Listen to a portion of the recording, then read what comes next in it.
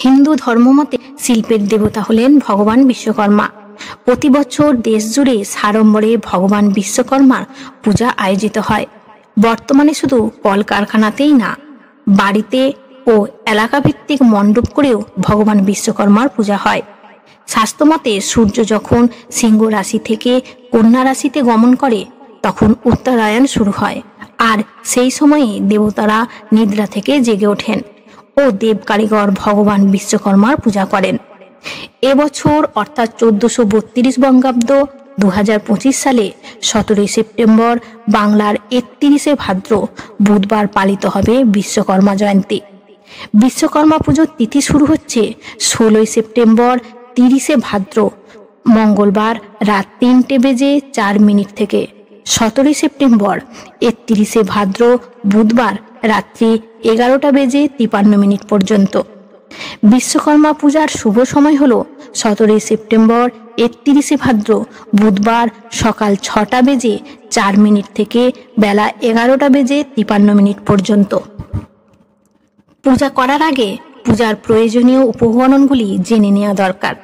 পূজার প্রয়োজনীয় উপকরণগুলি হল একশরা আতপ চাল, সিঁদুর, তিল, হরিতকি, পঞ্চগুড়ি, পঞ্চগব্য বা পঞ্চামৃত, ঘট একটি, পঞ্চপল্লব অর্থাৎ পঞ্চ আম্রপল্লব, একটি শীষযুক্ত ডাব, ফুল সাদা হলুদ, দুর্বা ঘাস, তুলসী পাতা, ধূপ, ধুনা, প্রদীপ, ঘি বা সরিষার তেল, একটি কুশের আসন, চন্দ্রমালা, কাশফুল, ফুলের মালা একটি, পান, বরণডালা, ফলের নৈবেদ্য, মিষ্টান্ন, আরতির জন্য পঞ্চপ্রদীপ, বাড়িতে থাকা যন্ত্রপাতি, একটি ঘুড়ি, অল্প গঙ্গার মাটি বা শুদ্ধ মাটি, লাল চেলি বা গামছা, মৌলি সুতো বা একটি ধুতিও দিতে পারেন।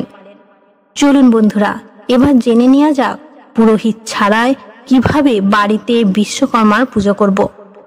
প্রথমে বিশ্বকর্মা পূজার দিন ব্রহ্ম মুহূর্তে উঠে পূজার সংকল্প নিন। সকাল সকাল স্নান সেরে বাড়ি ও কোনো গাড়ি বা বাড়িতে থাকা যন্ত্রাংশগুলি ভালো করে পরিষ্কার করুন। যেখানে পূজা ক্রিয়াটি সম্পূর্ণ করবেন বলে স্থির করেছেন সেই জায়গাটি ভালো করে পরিষ্কার করুন। সেখানে একটি চৌকি বা বেদি পাতুন। বেদিতে একটি সাদা বা হলুদ রঙের কুশের আসন বা সুন্দর অলঙ্কিত আসনও রাখতে পারেন। এবার বাবা বিশ্বকর্মার মূর্তিটি ওই চৌকির ওপর অধিষ্ঠিত করুন। চৌকির চারপাশ ফুল দিয়ে সুসজ্জিত করুন। এবার ভগবান বিশ্বকর্মাকে স্মরণ করে একটি ঘি বা তেলের প্রদীপ প্রজ্বলিত করুন। কিছুটা যন্ত্রপাতি ভগবানের সামনে একটি থালার ওপর রাখুন। ঘুড়ি বিশ্বকর্মার পাশে রাখুন ও কয়েকটি কাশফুল ভগবানের আশেপাশে রাখুন। এবার বেদির সামনে ঘট বসানোর জন্য কিছুটা গঙ্গা মাটি নিয়ে গোল আকার করে রাখুন।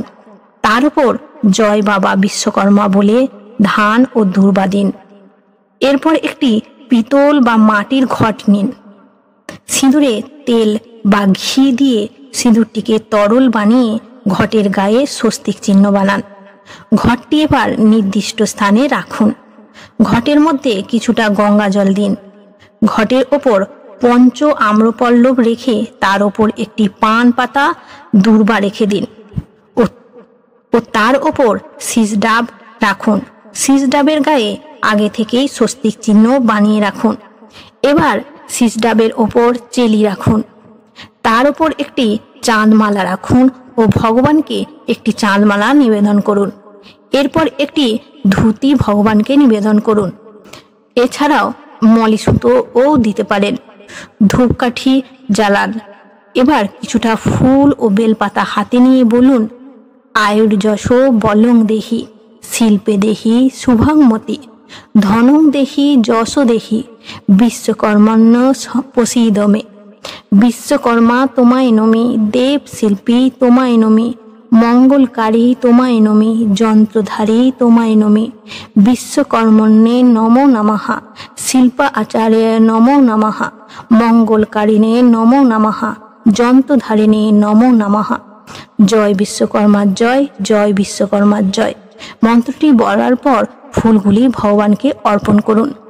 এইভাবে 3 বার করতে হবে। তারপর ভগবানের জন্য যে নৈবেদ্য বা ভোগ বানিয়েছেন তা অর্পণ করুন। পঞ্চপ্রদীপ যোগে আরতি করুন। ভগবানকে পূজা করার পর প্রণাম সেরে কিছুক্ষণের জন্য ওই স্থান ছেড়ে দিন। পরে এসে বাড়ির ছোট ও বয়স্কদের প্রসাদ বিতরণ করুন ও নিজে প্রসাদ গ্রহণ করে উপবাস ভঙ্গ করুন। নিষ্ঠার সাথে পূজা করুন ও ভগবান বিশ্বকর্মার আশীর্বাদ গ্রহণ করুন। জয় বাবা বিশ্বকর্মা।